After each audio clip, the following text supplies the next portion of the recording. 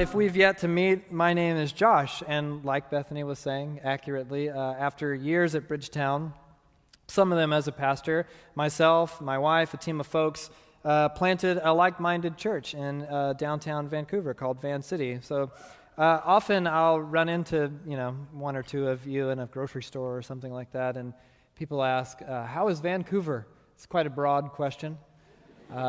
Unfortunately, my perspective of Vancouver is decidedly narrow. I'm not the mayor.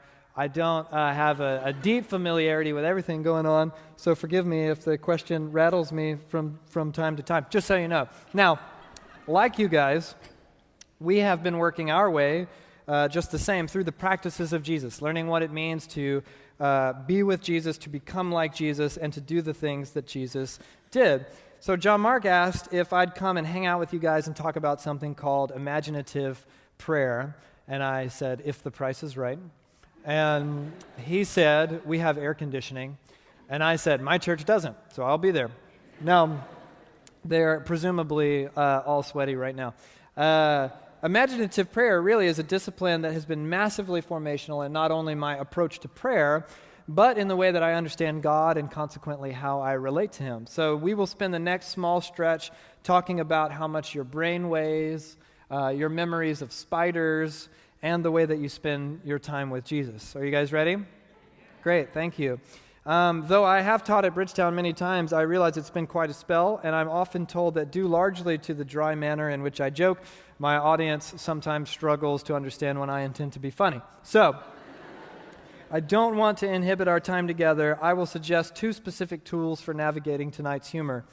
One, a long stare ordinarily indicates a punchline.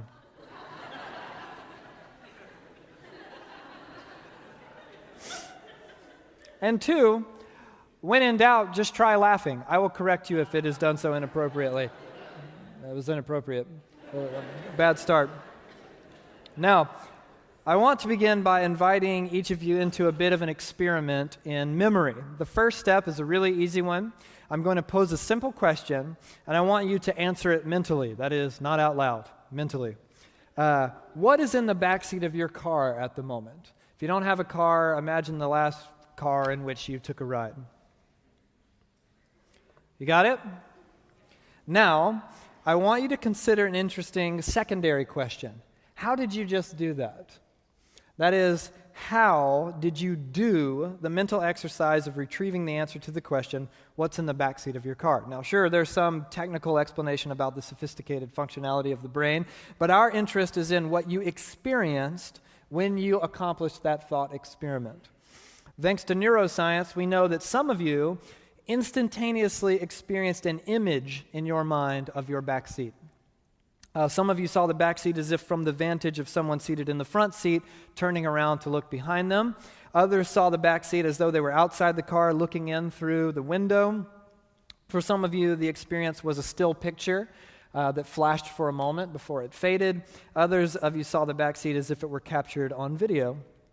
Some of you probably even interacted with the contents of your backseat mentally. You moved certain things around to remember what was under a coat or a package.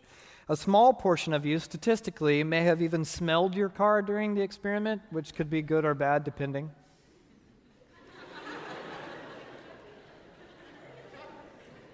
The point is, none of you experienced anything like a blank screen in your mind that displayed conceptual strings of information. You didn't read a teleprompter in your mind that said your back seat contains A, B, and C, and then use that to answer the question, because your brain doesn't work that way. Instead, you experienced your car's back seat. Your brain replicated and represented, or represented more literally, reality. And it was, in some sense, all in your head. Now, the contents of your car, it stands to reason, are not terribly emotional, at least for most of us. And even so, every one of you understands that your brain does have the power to access an emotional storehouse of memory and experience. So let's do that next. Take a moment right now and bring to mind an event from the past that you find particularly pleasant.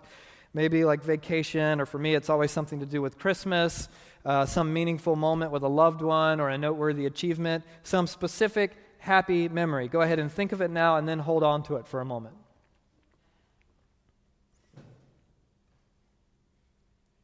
Some of you, right now, are seeing pictures or something like a video in your mind. Some of you hear sounds or even smell odors. A few of you may even be representing something that you tasted imaginatively. Some of you might feel a very vague memory of happiness, and others of you are lucky enough to have a brain that's releasing chemicals right now that allows you to re-experience that happiness just by accessing the memory itself. For others, it's somehow both good and bad. It's a sort of bittersweet. Some of you know why that is, and others of you have no clue. No two people represent a pleasant memory exactly the same. To illustrate, let's pose a few additional questions for your consideration. Did you personally experience the memory as visual only, without sound, or could you hear it in your mind? Was it a still frame, or was it a series of moving pictures? Or was it one after the other? Did it alternate? Did the visuals fade, or were you able to hold on to them? Was the memory in color? Because now we know statistically many of you experience your memories in black and white. Statistically, about half of you are associated to your memory, so you experience it as if looking through your own eyes. The other half are disassociated and thus see themselves in the memory as they behold it from a third-person perspective. And of course, our memories are never perfect recreations of any given event. Your brain makes certain decisions about what's important in reconstructing a moment or an event, focusing in on certain details while ignoring others altogether. And we rarely get any conscious say in the process. My wife's brain, for example, seems to operate on some recurring equation that multiplies the actual size of any given spider seen from a distance up closer in a photograph, and the more the story is told, the bigger the spider gets. It's like some kind of exponential increase. I have my own struggles with accuracy, frankly. A few months ago, Gerald and I, who's the guy that kept saying, Gerald, it sounded like it right here, Gerald, you'll love this, story about Gerald. A few months ago, Gerald and I were skateboarding together, as we often do, and we were in the skate park that had 2 levels, so I was on the top level, Gerald was on the bottom level, and I heard a crash, which is not altogether unusual. So I finished what I was doing, and then I peered over the rail to the lower level of the skate park, and I found Gerald examining his shin. Distraught he was. He kept saying, shoot, man, like that, shoot, man, like some southerner all of a sudden, shoot, man. I was like, that's strange. I've never heard him say either of those words together. So, rushing to his aid, I found his shin splayed open, this horrible yawning wound and a geyser of blood. It was awful, disgusting. There were only moments to save his life. And I did my best to bandage the wound in order to buy us enough time for the ambulance to arrive. Really did. I bandaged it up. It was gross. I'm grateful every day that he didn't lose the leg. When I see him walking around, pray a little prayer of gratitude, Now, if you were there, maybe you'd say that it was more like a small cut. That is, after all, what the photographs seemed to suggest when I showed them to my friends afterward. Maybe an inch or 2 long, and it bled for sure, but it was easily remedied with a few stitches by the time Gerald found his way to the doctor after he went and picked up his kids from school. But he did really say, shoot, man, shoot, man. At least I think he did. Maybe I'm making that part up too. If you were there, you may have underemphasized the event when unpacking the memory, and we don't always do this with any ulterior motive whatsoever, other than our brains have a unique and strange sense of recalling things. All of this fantastic nuance and incredible imaginative capability because your brain is freaking bonkers. Though it weighs only 3.5 pounds, it looks like a slimy tangle of bubble gum. A single gram of your brain's matter is more sophisticated than we can begin to fathom with our brains.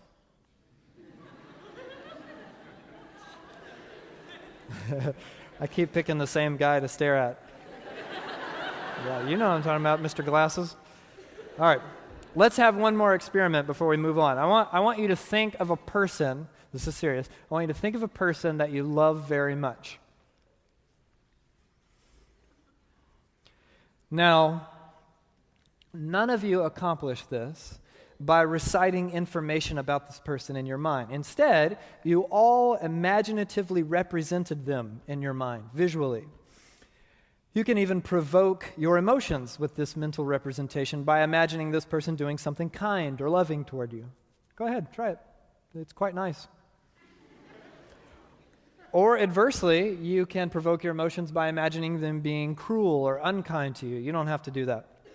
Now, if I imagine my wife, Abby, I don't begin by reading sentences from the screen of my mind. Someone says, think of a loved one, and then I see a teleprompter that says, Abby has red hair, she was born in Portland, she likes toast, whatever. This gets data about Abby.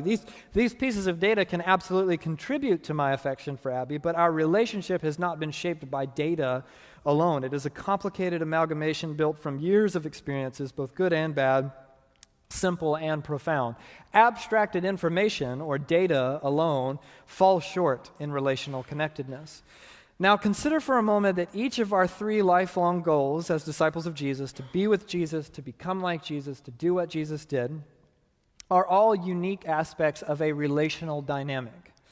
That is, we can accomplish none of these things apart from an active and dynamic relationship with the master to whom we apprentice. And yet, so many of us approach our spiritual formation, which is the process by which we are made more like Jesus, by way of information, books and sermons primarily.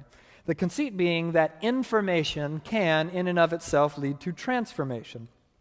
We think, with the right church, the right book, the right Bible study, we will get to some sort of consistent measure of significant change. And yet, interestingly, disciples of Jesus have more access to information than ever before, and yet so many of us feel as though we are no closer to being transformed than when we first took up with Jesus. And there are certainly a variety of reasons for that, but tonight I will argue that one fundamental reason is that we do not use our imaginations as disciples of Jesus. In fact, for many, the word imagination itself is little more than a synonym for make-believe or for fantasy. And I know what you're thinking. Didn't the Temptations clearly sing, "It was just my imagination running away with me"? They did. But it's like I say all too often, we cannot base our lives on Temptation lyrics. Thank you. Every time I've done it, it's rarely funny to any of you guys, but it's really funny to me. Now, as per the design of the human brain, you and I do not think in lines of information. We've argued that already. We do not see a teleprompter in our mind from which we read lines of text. Instead, we think by imaginatively recreating reality in our minds. Imagination is simply the mind's ability to evoke images of things that are not physically present. This is why, when asked to think of a loved one, your mind immediately offered mental images based on memories of seeing them, being in their presence, hearing their voice. And these memories are themselves injected with powerful formational emotions. So herein lies the question: how can we access powerful, formative representations of a relationship for which there are no physical memories? How can we be formed in a relationship that in the strict sense features no physical touch, no audible voice, no visual presence? I would argue that it can be done, but that our minds play the instrumental role in the process. So, turn in the New Testament, if you will, 6 books into a letter called Romans chapter 12. Romans, as many of you I'm sure are well aware, was drafted by an expert-level apprentice of Jesus called Paul. And in it, he has a good bit to say about how we are transformed to be like Jesus. It seems like an excessive amount of frosting, The bite, like you couldn't, I don't know, maybe you could if you're ambitious, get a bite out of both at the same time. Who wants to bite into just the frosting? This is gross, isn't it? You don't want to do that. No. Disgust. So ungrateful. They give me this cupcake. I'm over here critiquing it publicly. Now, Romans chapter 12. Bethany, if you can hear me wherever you are, I really love the cupcake. Thank you. Romans chapter 12, verse 2. Paul writes this: "Do not conform to the pattern of this world, but be transformed by the renewing of your mind. Then, after your mind is renewed, you will be able to test and approve what God's will is, his good, pleasing, and perfect will. Interesting. In order to be transformed, our minds themselves will need to experience a certain sense of renewal. When this happens, Paul says, we'll know God better. We'll know what he's like, and we'll know what he wants. Paul brings up this process of the mind several times. Turn just a few books over to the letter called Philippians. Let's look at Philippians chapter 4.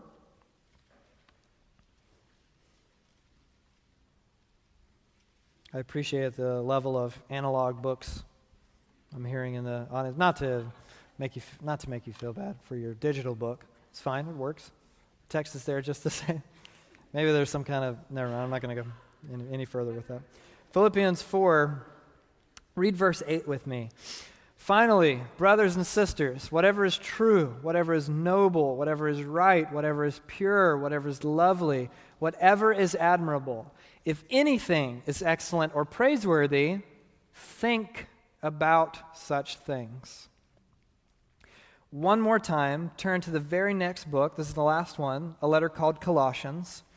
And let's look at just a small bit from chapter 3. Colossians chapter 3. Verse 1 says this, "Since then you have been raised with Christ, set your hearts on things above, where Christ is, seated at the right hand of God. Set your minds on things above, not on earthly things." The point that I'm hoping to make is that the authors of the New Testament understood that the process by which we are transformed to become like Jesus has a good deal to do with the mind. Of course, many of us take for granted that Paul's preoccupation with our thoughts and our minds has to do with information only. That is, Paul's talking about more books, more theology, more Bible study, and certainly all of the above factor largely in our transformation. Yes.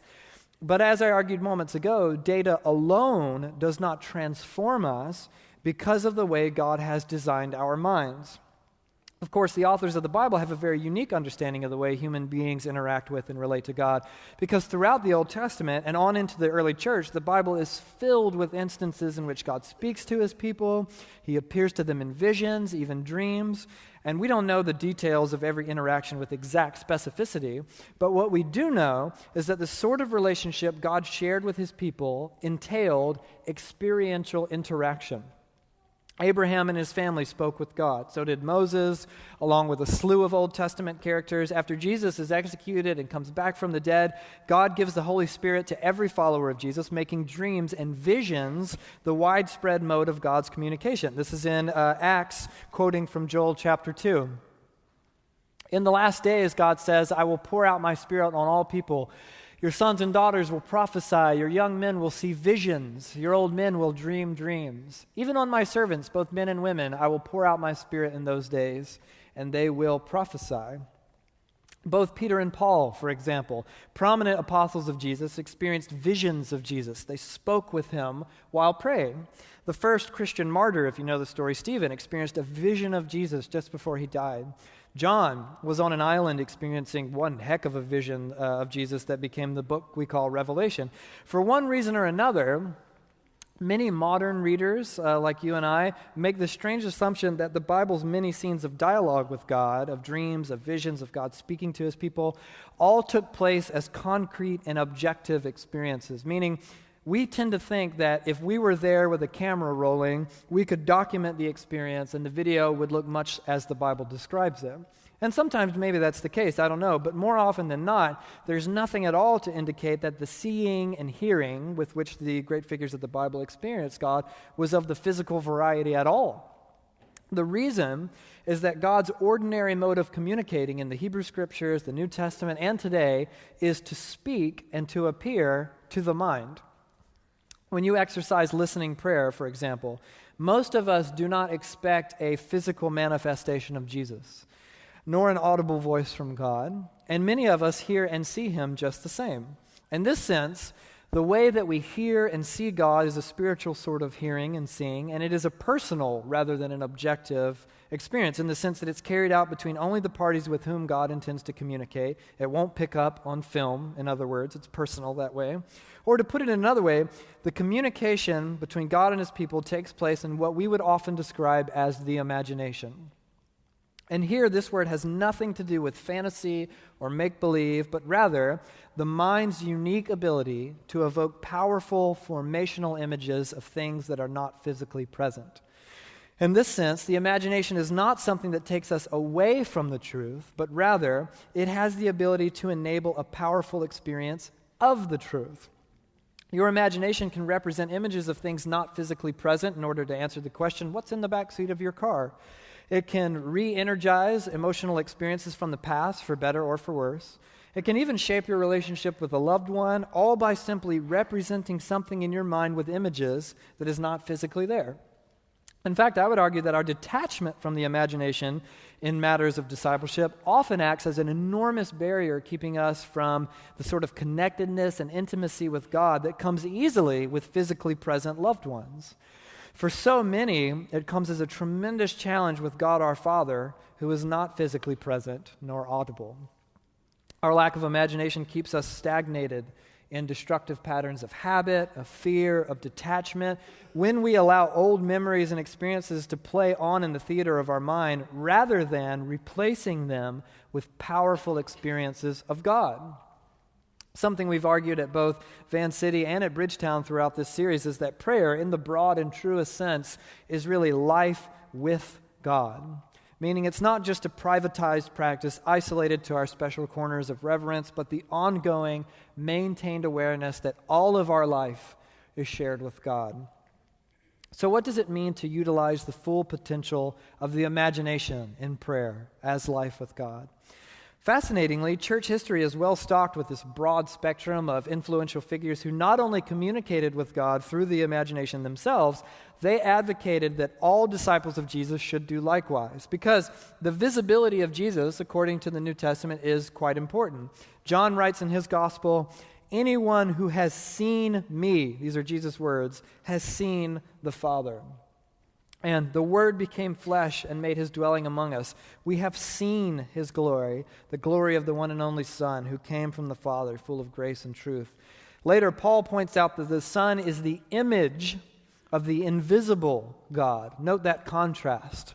It seems important. The author of Hebrews says it this way, "Let us run with perseverance the race marked out for us, fixing our eyes on Jesus, the pioneer and perfecter of our faith." Now, of course, there is some level of figurative speaking here, as you and I can no more fix our literal eyes on a physically present Jesus than we can Abraham Lincoln or Freddie Mercury or whoever. And that's just the point. What are we then to do? As early as the first generation after the disciples, on through the early church, the Middle Ages, the Renaissance, the modern era, a tremendous amount of pastors and writers and theologians have answered that question by arguing that we see Jesus by representing him mentally in our imagination. Church Father Origen wrote, "Let us therefore always fix our gaze on this image, this imaginative image of God, so that we might be able to be reformed in its likeness."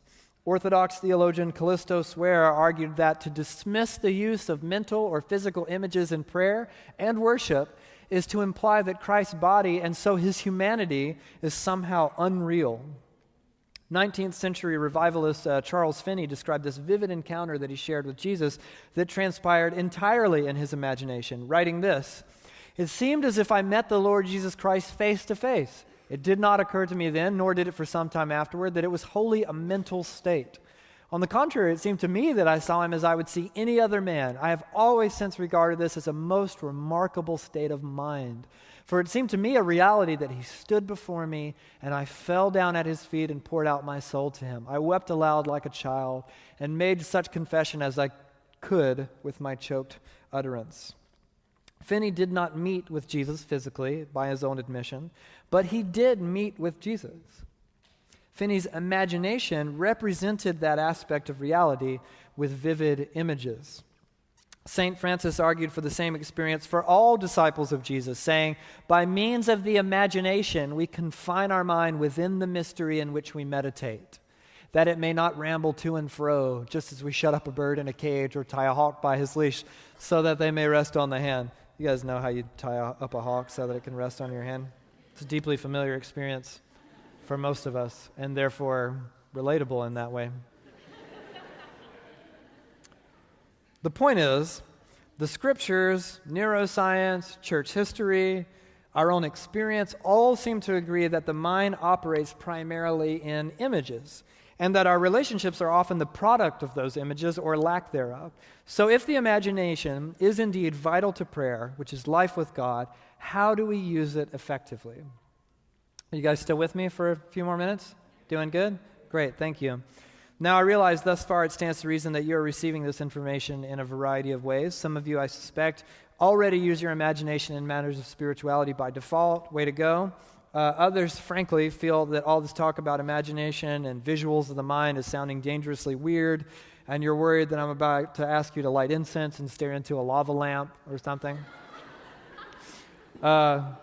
Others weren't thinking that, but now you are. Others of you came in late and you're like, who is this? Me, get it? Before we end tonight, I want to set you guys up for this week's practice while simultaneously opening the door for an entirely new way of experiencing all of prayer, and at the risk of sounding a tad grandiose, your entire relationship with Jesus as well. And it is through the practice of imaginative prayer. Now, despite the fact that our brains process relational data, memories, formational experiences primarily through images, many of us pray without images. Despite the fact that our brains rarely operate in lines of abstract information, reading a monologue of data, that's exactly how many of us pray, as if we are reciting lines of data, like reading a letter or something. We just sort of talk out loud or in our minds, working to clear our minds of images rather than utilizing them. And then it should come as absolutely no surprise that our minds run desperately toward images while we work to desperately wrangle it back to our image-less monologue.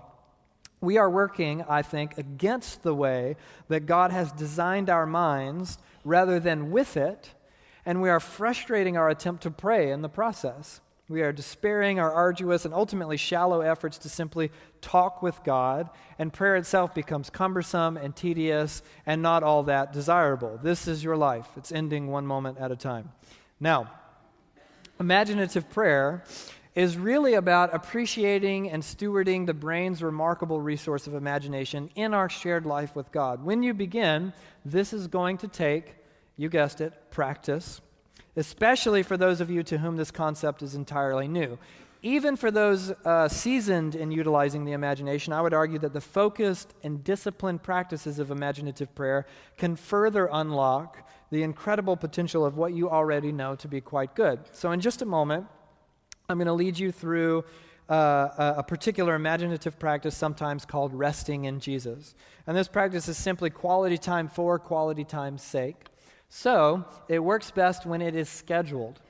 When I was beginning, I set an actual calendar appointment every Friday at the same time and same place, and I honored it the same way I would honor other meeting to which I had committed. If you struggle with flakiness, personally, that's a whole other teaching, and I don't want to make everyone hate me with what could easily become a ferocious rant. So I'll just stop there. Gerald can give you the ferocious rant on flakiness later. Or I suppose John Mark is better suited for that. You know, they have that whole good cop, bad cop thing going on. Really, if we're being entirely honest, the ferocious rant thing is probably best for Bethany. So wait on that from her. The point is, you will want more of a plan than simply, maybe at the end of my morning routine, or sometimes this week I might try it. Schedule a time like it is an actual meeting with Jesus and stick to it. And then it begins with a setting. The actual physical space in which you sit and pray is important. And though it is crucial, the nuance and specifics will vary from person to person. You'd know this already if you've done the practices up to this point. You may need to experiment to discover what best sets the scene for your particular approach to the practice. Now, barring the unique specifics, you'll certainly want a place where you can be alone, that's comfortable, quiet, sure to be free of interruption and distraction. You probably know that by default. Personally, I prefer a space that's free of clutter, that's dimly lit. Maybe you want to light a candle if candles are your thing, though I doubt many of us would like to be known as the person for whom candles are our thing, you know?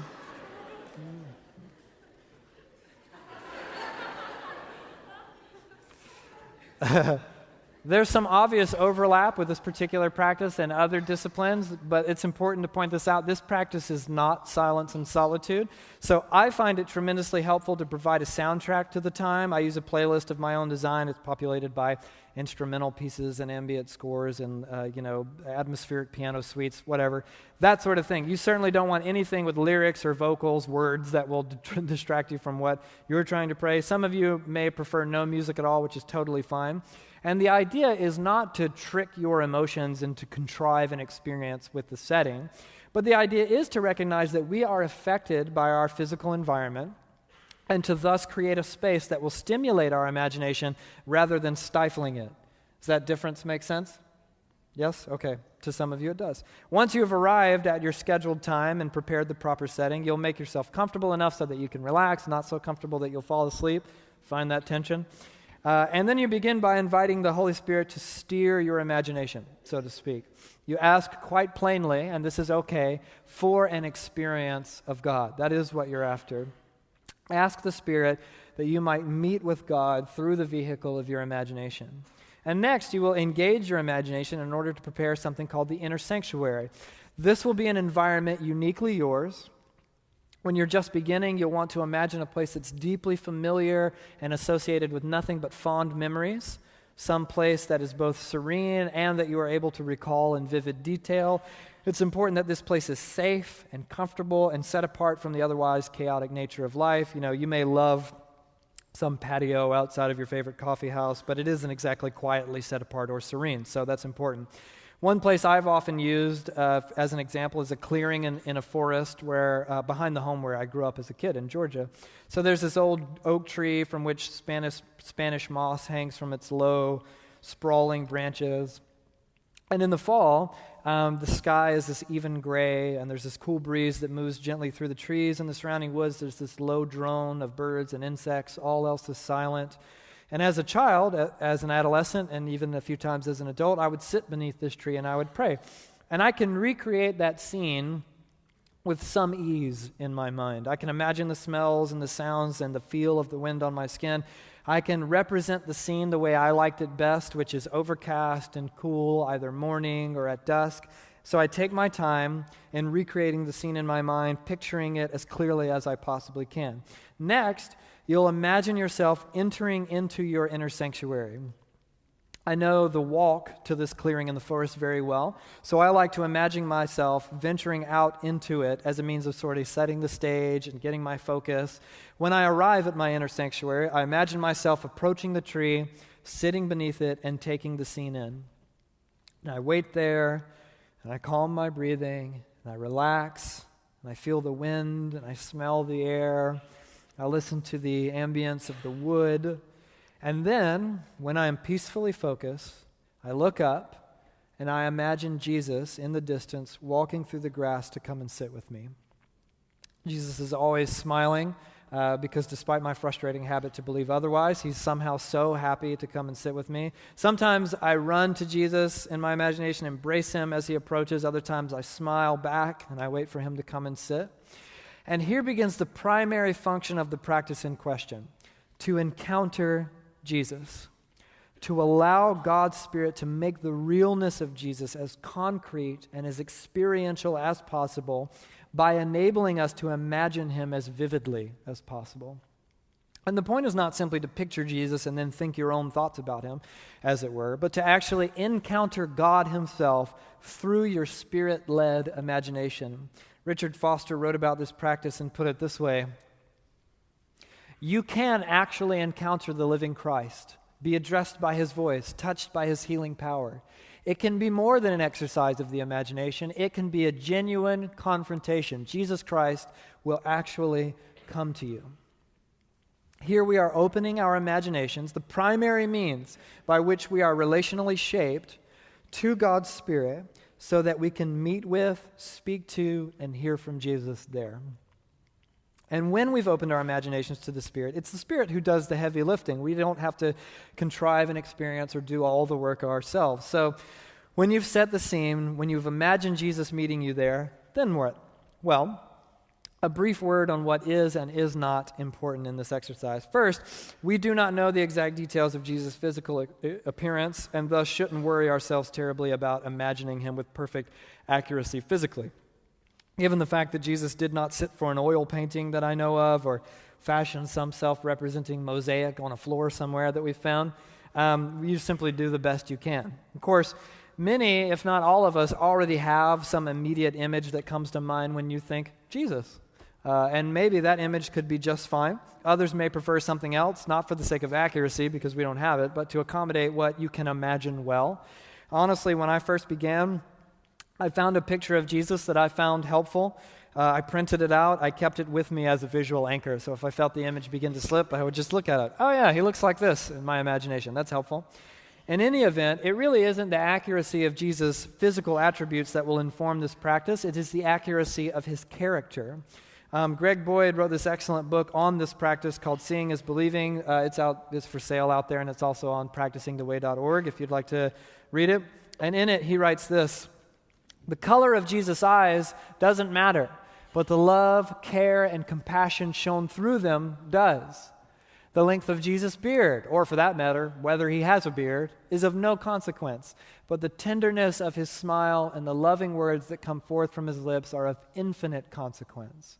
The height and build of Jesus' body matters nothing, but the love expressed in his hug and the compassion of his caressing hand matter everything.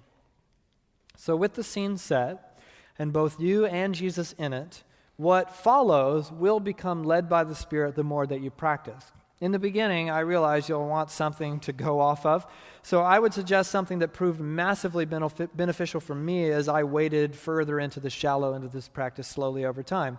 Having been joined by Jesus in my inner sanctuary, I would then imagine Jesus speaking over me certain things I know to be true from the Scriptures. They're trustworthy, I didn't make them up, and I know that he thinks these things about me.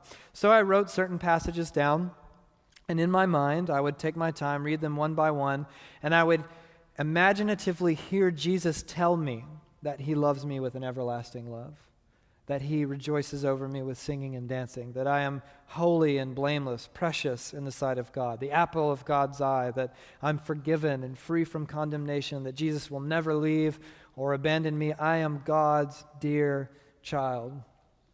I would take my time, and I would imagine Jesus in the scene in as much vivid detail as I could possibly muster, and I would allow him to speak over me as I look into his eyes.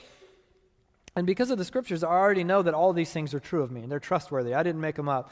But when I imagine Jesus in my mind, when I embrace him under that tree and he tells me these things, it has an incredible healing power that merely reading or thinking these facts as just strings of information simply does not have for me personally.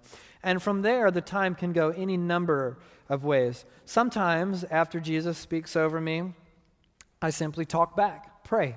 In my ordinary, imperfect words, I tell him that I love him. I thank him for this kindness and gentleness and his affection for me. Ordinarily, for me personally, Jesus will then take me somewhere else. He will sometimes bring me to some memory of mine, good or bad, and with he and I standing together, beholding the scene as though we're like Ebenezer Scrooge in the Ghost of Christmas Past, watching the scene, he'll draw my attention to something and say, hey, look, Josh, I want you to see something that you missed earlier. And that guy's real sneaky, you know. You go into these things thinking this will just be fine ordinarily, get excited for the day, and then you get all weepy and everything and have to come out explaining why. Anyway, he's sneaky. Get ready for that. So just recently, he brought my memory to this. It was just that earlier that day, and he showed me this scene of my son and I outside playing in the grass with dinosaurs, and my son's 3. And he says, wow, Jesus is pointing to the scene and be like, look at this. I want you to see this. I'm like, I did see it. I was there. And he's like, I know, but I want you to see, look, what a good dad you are. Do you see how you love him, how you delight in him without reservation? You're completely uninformed by his behavior or anything that he has or hasn't done for you. And I say, yes, I do see that. Thank you, Jesus, for noticing that. But then, Jesus will say, oh, how your Father in heaven loves you so much more. And then I say, dang it. Sometimes Jesus will walk with me into some display of the world's brokenness, some tragic scene, and together we'll see hurting people or war or something I just read on the news, fractured families, systemic violence, racism, all this stuff. But then Jesus will give me an incredible vision of what it will be like when he reverses those things, when he makes everything new, when he heals the entire world. And I will be driven to tears or to worship, and I will have a new, reawakened hunger to see God's kingdom come on earth as it is in heaven. And as I mentioned earlier, this is really one exercise within the broad discipline of imaginative prayer. The more that I practiced personally, and the more that I spent time with Jesus working to engage my imagination in all its vivid potential, it was a clumsy, slow process, but I began to realize the power of imagination in all of prayer. So when I pray healing or comfort or peace for someone, I actually visualize that Jesus is wherever that person is, that he steps into their home or their workplace and that he embraces them or he puts his healing hands on them. My mind is representing reality to me in this way, even though it is not physically happening. When I pray against evil, I realize this sounds funny, but sometimes I imagine like a horde of devious dark creatures that are fleeing at the mere mention of the name of Jesus. And I realize that demons are not physical, but my imagination represents to me the reality of my prayer's powerful authority over the demonic realm. When I present my request to God, I imagine myself stepping into this garden-like city. It looks a lot like Naboo from Star Wars prequels for some reason, which can't be from the Spirit, but there it is. That's just me. The Spirit's working with me in my fallenness. John Mark, if you're listening to this podcast, that was for you. Anyway, so I step into this city, and Jesus is there on his throne. He's surrounded by his heavenly council. And I kneel before Jesus' throne, and he holds up a hand calling for silence. And he says, hey, everyone, hang on. Josh, my friend, my beloved, has something he wants to ask me about. And my imagination is really just representing to me the truth of the Scriptures. I am invited to boldly approach the throne of grace. Even though this isn't physically happening, it is a reality nonetheless. With the guidance of other people, imaginative prayer can be used to revisit painful memories or lies that we've been led to believe about ourselves or about God, so that God's Spirit can speak over and heal past trauma and narrative scripts that we've inherited. This is a practice often called healing memories or inner healing prayer, and it is a discipline within the rubric of imaginative prayer. Now, when I see all of this in my imagination again and again, I begin to find myself shaped by memories, by visuals and experiences that I can recall, conversations that I've had with Jesus. I remember the things he said. I remember where we were when he said them, what I felt and what I saw and what I heard. And soon I found that my imagination began to engage with minimal or no effort. In the beginning, it was quite a belabored effort, and then it became less and less so. I would find myself face to face with Jesus in my imagination suddenly throughout the day, where he would speak or offer unsolicited comfort or kindness or guidance. I remember once in this room, in the midst of worship here at Bridgetown, suddenly seeing Jesus as we all worshiped, and he was smiling and dancing in celebration. It was a beautiful, beautiful moment. And this week's practice is about learning what it means to pray using your imagination. When you get together with your community, you'll go to practicingtheway.org and begin to schedule time to meet with Jesus. In the years that I've entertained conversations about imaginative prayer with a variety of folks, I've seen so many who were enthused, very little convincing needed to be done, and others who were skeptical and reticent, understandably so. Wherever this finds you, my humble and gentle plea is twofold. One, give it a try. No one dies. You'll be fine. Just try it. And then two, don't give up. It does take time and it does take practice. Perhaps some of you will feel a bit awkward to begin with. That's okay. Many disciplines, I'm sure you know if you've done any of the practice, many new disciplines are awkward the first time around, and that doesn't mean that we abandon them. Many can't seem to fight off the nagging notion that this is all in your head. And really, that is partly true. It is in your head, so to speak, but that does not make it untrue. Maybe stuff comes to mind, but you'll feel as though you're simply thinking and nothing else is actually taking place, and that's understandable. The Spirit does not put us into a trance and completely commandeer our minds when He speaks. If that's what you're waiting on, don't hold your breath. You'll never believe God is speaking to you. Instead, humbly entertain the possibility that what happens in your imagination could be from God. Test it and try it again. I realize that since I've gone on about this for, some 40 minutes now, maybe some of you are thinking, well, that's all well and good for him. He must be wired for that sort of thing. I don't think in it, whatever it might be. And I would really just encourage you guys to not write it off because of me or whatever you might have be assuming. I am not any kind of prayer wizard. This is not something that came easily to me. It was something that I stumbled into quite clumsily, and that took a lot of time for me to get. But really, personally for me, and this is not an exaggeration, I'm not trying to sell you a thing, this was for me the thing that unlocked a new radical level of intimacy with Jesus, and the thing that personally, for me, frankly, made me want to pray after years and years and years of following Jesus. So if the Holy Spirit can speak to us by direct deposit into our minds, as many of you believe full well, He can certainly guide and inform our imagination as we work to engage it in prayer. This week, my prayer for you and for me is that we would begin down a formational road, that you would hear and see and touch Jesus, that you would know His kindness and His deep, deep affection for you in both the Scriptures and in the way that He looks at you with His loving smile and His gentle touch, that you would see the kindness in His eyes. May we meet with Jesus this week.